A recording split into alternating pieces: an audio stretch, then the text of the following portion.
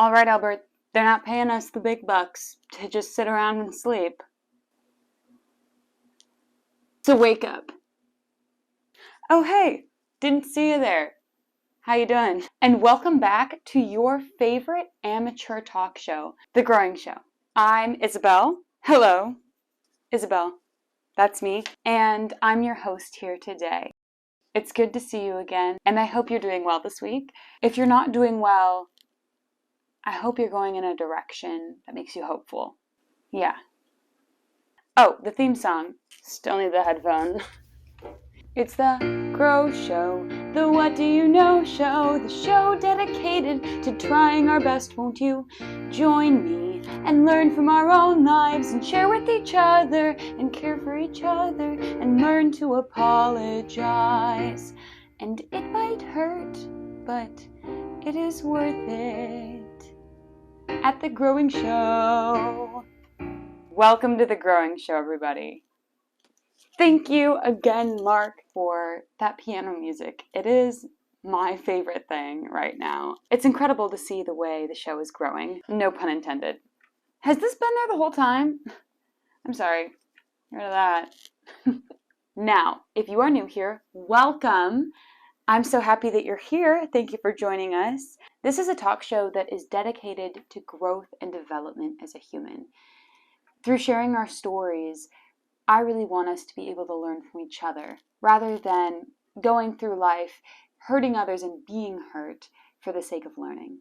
We shouldn't have to go through tremendous heartbreak every time we learn. Heartbreak is a part of life.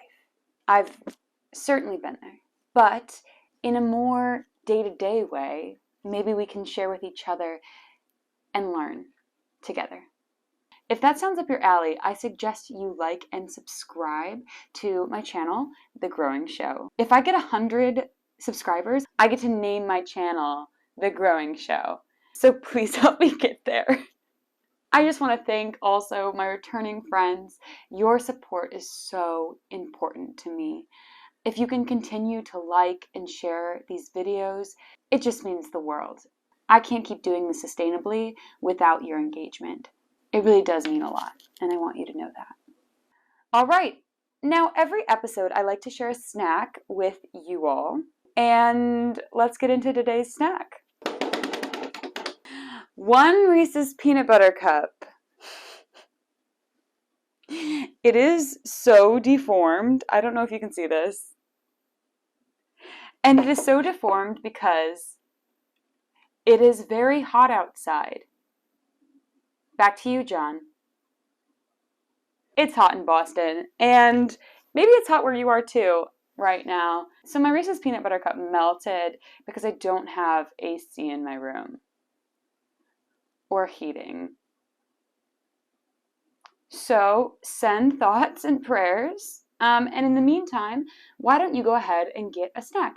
It can be another piece of candy, it can be something chocolate or peanut buttery, unless you're allergic to nuts. You know my rule. Don't eat nuts if you're allergic to them. And you could also get anything brown, toast, dirt. Just kidding. Do that now. And if you don't want a snack, here is something for you to enjoy while others go and get their snack.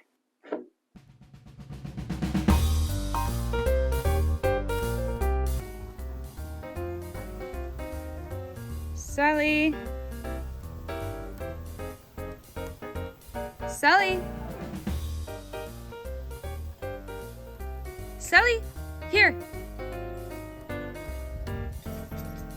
Sally, come here.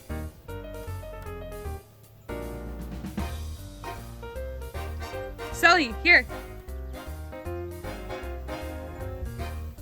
He thinks I can't see him. He thinks he's hiding.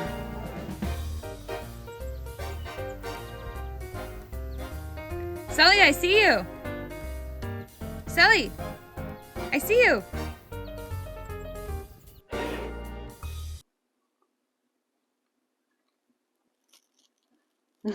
Oh, you can't eat it because you're a plant. More from me. Welcome back. I'll tell you a little bit about my week before we get into today's story. I had a very tough weekend. I don't really want to go into details about why, but let's just say that we can't survive as humans without the welcome of others. And this past weekend, I had a moment where I didn't feel welcomed by a certain group of people, and that was very hard. Yeah, I just want to encourage you all to be very careful with your words and your welcomes. We need each other.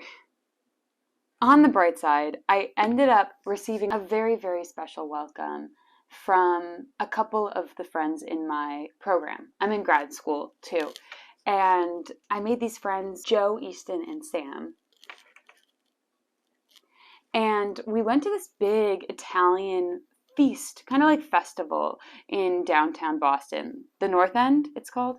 And it was just really nice to look at these people and think, I think we're going to be friends. I feel really seen by you. I feel really welcomed. And so it was an immediate kind of 180. So I guess this weekend was a wash. I actually wouldn't call it a wash because I did learn and grow a lot in both the good and the bad. So that's where I'm at right now. I started school on Monday too. Very interesting. Boston is a very academic space. A lot of very smart people are here, and I feel really lucky to be a part of it.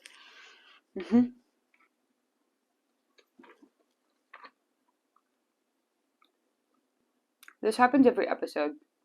You don't always see it because I edit it out, but I'll eat the snack and then I have to sit here and chew it for a while in silence. Okay, so again this week I have another story from a viewer, which is so exciting that I'm getting stories from all of you. And I want to keep encouraging you to send them in. If you have a story of a time that you really grew as a person, please send it in to thegrowingshow@gmail.com. I'll say that again at the end, but it's really important to me to keep receiving those stories. It makes what I'm doing here really worth it. I hope you think so too. Okay, let's get into this week's story. It's on my laptop again because I still haven't figured out how to print things here. This week I have a story from someone that I know from a long time ago. So my friend Carly sent in a story, and the way we met was really interesting. We only met one time. We were, I think, juniors in high school, maybe sophomores. So Carly and I met at something called Badger Girls State, which is a camp about government. And I really thought after that, I would love to go into government work. That is not what I'm currently doing. But I did get to meet Carly, and she's one of those types of people that we hit it off instantly. We were cut from the same cloth. And so even though we've gone our separate ways in life, I have been very much in awe of this human, in her kindness and compassion and her intentional way of living. So getting this story from her, very exciting. Let's get into it. I spent my first 3 years of college living with a group of girls I had met freshman year. I greatly enjoyed the time we spent together, but as I began to really experience independence as an adult during my junior year, I became closer with friends from my program and the social group that I was a part of. After leaving campus early because of COVID during spring semester of junior year, I felt a chapter ending that I would not have decided to end on my own, but was better off being closed. I decided that during my senior year, I was going to live with a close friend from my program and some other members of our social group. Upon telling my roommates at the time, they were upset, but ultimately understood that there was no harsh feelings and explained the feeling was mutual. The college that I went to decides housing placements through a lottery system. During this lottery, the house my friends and I intended to live in was taken. I insisted they pick a different house that had less rooms, and that I would ask my previous roommates to stay with me, thinking there was no harsh feelings, and they would be glad to have secured a house rather than living in smaller apartments.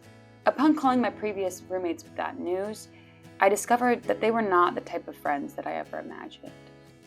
They chose to live in a smaller apartment, knowing that I would be left in a single dorm room. Girls that were my best friends chose to suffer in their living a little bit themselves, just to watch me suffer a greater deal than anyone needed to. This situation left me alone before the start of my senior year, destined to live in a single room in the old convent on my campus. This left me devastated, absolutely devastated. My only other option was to move into an apartment with 3 girls, all of whom were strangers to me, that desperately needed a 4th roommate to secure their spot in the apartment. Left between loneliness and the unknown, I hesitantly chose the unknown. I messaged the girls explaining my situation and was paired to live with them my senior year. I moved into an apartment with 3 people that had no idea who I was and that had shared years' worth of memories together already. Talk about an outsider. I had the best year of my life. Those girls became my best friends, and I made so many new friends through them. I became even more confident, even more grounded, and even more secure in the decision that I first made to move. This is a long story, but it's an important story. It is the first time I was truly left to feel alone and discover how to make it through. I began the housing process with 2 potential groups of roommates and ended with none. Through this experience, I learned to be okay with being by myself and feeling comfortable not being seen as a member of a group. I learned the types of people I wanted to be friends with and the type of friend I wanted to be. I learned to rely solely on God and that He always delivers. I learned that sometimes I'm going to be uncomfortable, like moving into an apartment with 3 strangers. Uncomfortable. But that I can soak in that uncomfortableness and awkwardly grow as much as I can. And I did.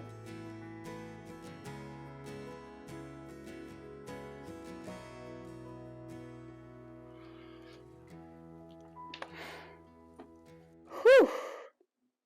Not only is it super hot in here right now, but that story really hit. I think it hit so hard because I really understand that feeling of being alone. Maybe you do too. Maybe you do too. So Carly's story here is between the unknown and settling. She could have settled for that room in the convent. She could have settled for the friends that kind of left her out in the dust. And by the way, haven't we all done that before? Where we choose to be uncomfortable to make someone else uncomfortable? Like her friends, that they chose a smaller apartment so that she would have to suffer because they felt upset that she had left. Though I don't side with those friends in this story, I have to admit that I've done that too. And maybe you have. Chosen to leave someone out in the cold. This story is really impactful to me today because that is what happened to me this past weekend. Again, without sharing details, I had this moment looking out over the ocean in southern Massachusetts thinking, I am alone. And that's something that Carly said in her story too. She was alone. How do we trust ourselves? How do we trust the unknown when we feel like we're standing all by ourselves? It's one of the hardest things that I can think of, really. It's exactly what I'm having to do right now in my life. Maybe you're experiencing the same thing. But we all know what it feels like to be alone. And how incredibly brave of Carly to share that story with us. And also give us that insight that stepping into the unknown is worth it. That there are people that will look out for us, even if we don't know them now. We haven't met all of the people that will love us in our lives yet. That's really exciting. But it's scary, you know? How do we know who to trust? How do we know who to pour our love out to? How do we know who will love us back? I don't have the answers to those questions, but I think Carly gives us some insight to take that leap, to trust the kindness of strangers because they may become our best friends. Thank you, Carly, for sharing that story. It really hit me today. I wasn't expecting to be hit like this, but it was something I needed to hear, and I hope it was something that somebody out there in the audience needed to hear too. Thank you all for being here with me. Yeah, that's the show today. I'm going to sit with this for a while, I think. That was a beautiful story of growth and a great example, I think, of the types of stories I'm hoping to share on this show. I can't do it unless you send them in.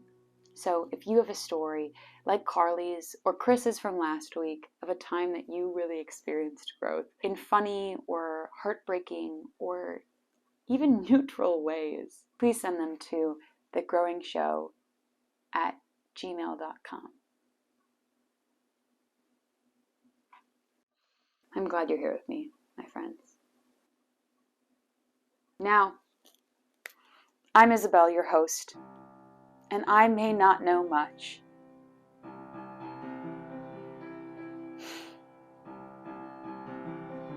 This has been The Growing Show.